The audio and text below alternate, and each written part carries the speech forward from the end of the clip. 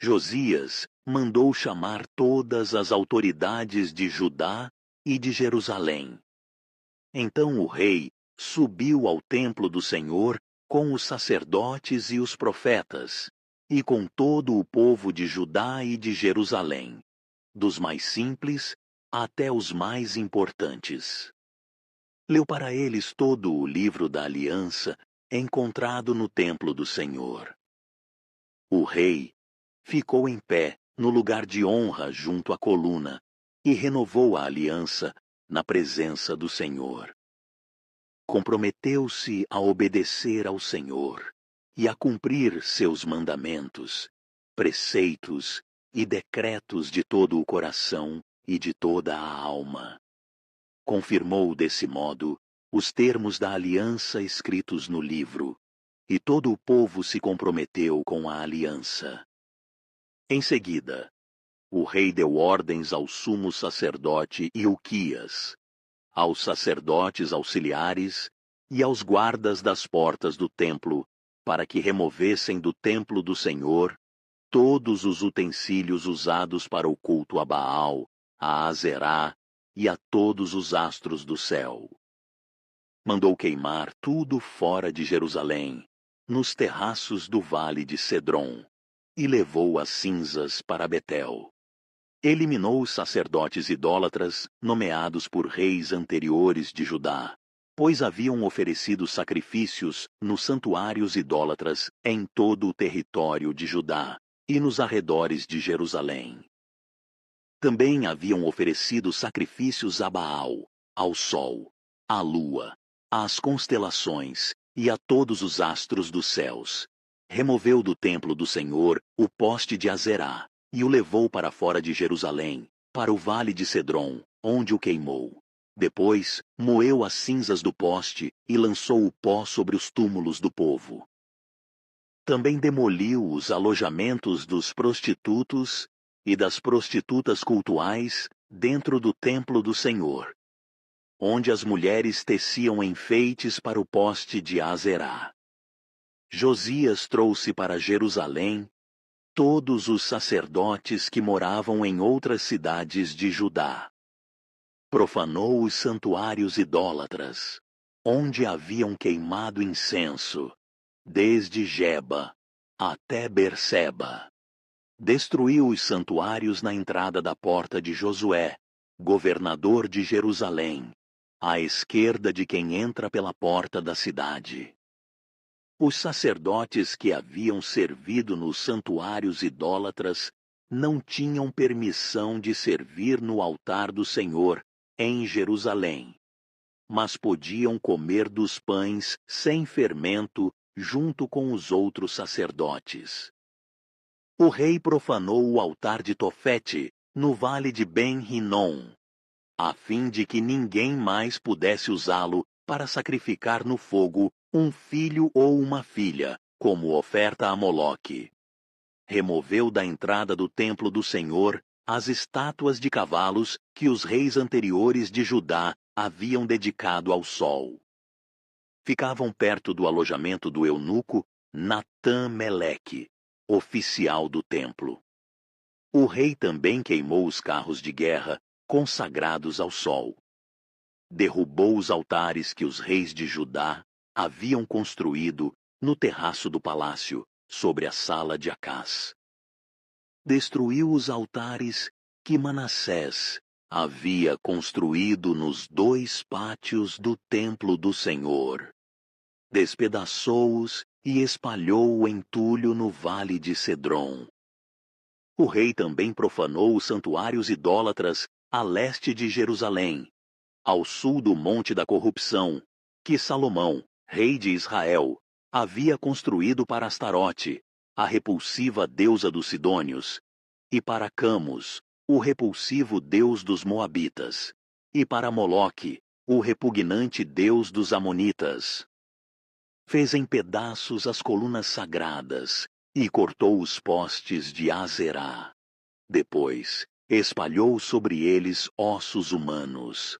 O rei também demoliu o altar em Betel, o santuário idólatra que Jeroboão, filho de Nebate, havia construído quando levou Israel a pecar. Queimou o santuário e o reduziu a pó, e queimou o poste de Azerá. Então Josias olhou ao redor e viu várias sepulturas na encosta do monte.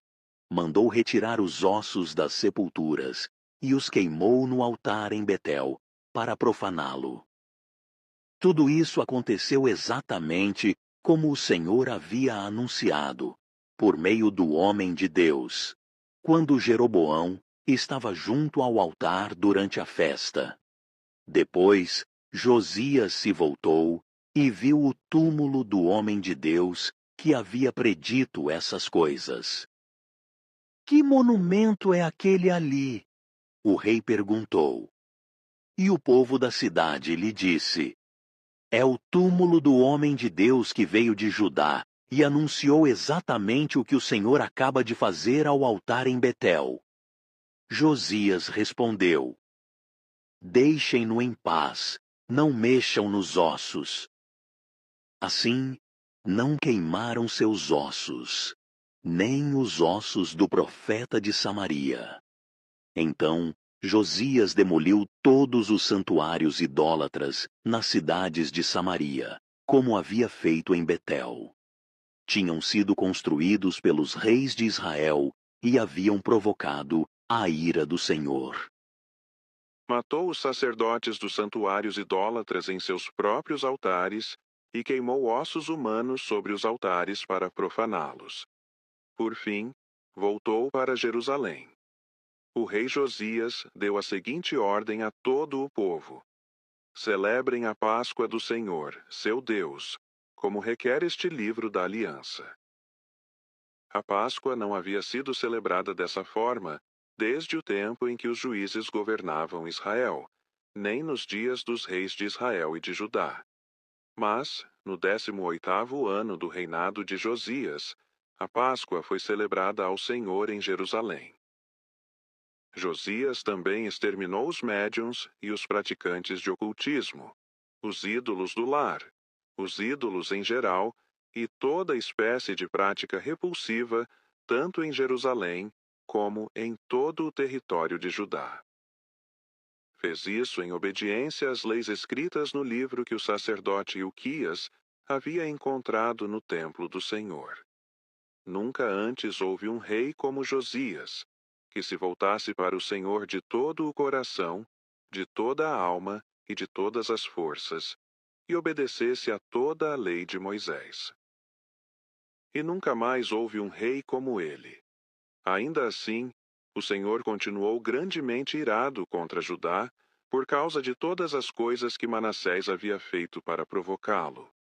Pois o Senhor disse: também expulsarei Judá de minha presença, como expulsei Israel. E rejeitarei Jerusalém, a cidade que escolhi, e o templo onde meu nome deveria ser honrado. Os demais acontecimentos do reinado de Josias e tudo o que ele fez estão registrados no livro da história dos reis de Judá. Durante o reinado de Josias, o faraó Neco, rei do Egito, foi ao rio Eufrates dar apoio ao rei da Assíria. O rei Josias e seu exército saíram para lutar contra ele, mas o faraó o matou quando se enfrentaram em Megido. Os oficiais de Josias levaram seu corpo de volta num carro, de Megido para Jerusalém, e o sepultaram em seu próprio túmulo. Então, o povo ungiu Jeoacás, filho de Josias, e o proclamou rei. Jeoacás tinha 23 anos quando começou a reinar, e reinou em Jerusalém por 3 meses. Sua mãe se chamava Hamutal, e era filha de Jeremias, de Libna. Fez o que era mal aos olhos do Senhor, como seus antepassados. O faraó Neco prendeu Jeoacás em Ribla, na terra de Amate, para impedir que reinasse em Jerusalém. Também exigiu que Judá pagasse um tributo de 3.500 quilos de prata e 35 quilos de ouro. Em seguida, o faraó Neco escolheu Eliaquim, outro filho de Josias, como sucessor de seu pai, e mudou o nome dele para Jeoaquim. Jeoacás foi levado como prisioneiro para o Egito, onde morreu. A fim de obter o ouro e a prata que o faraó Neco havia exigido como tributo, Jeoaquim cobrou dos habitantes de Judá um imposto proporcional às posses de cada um.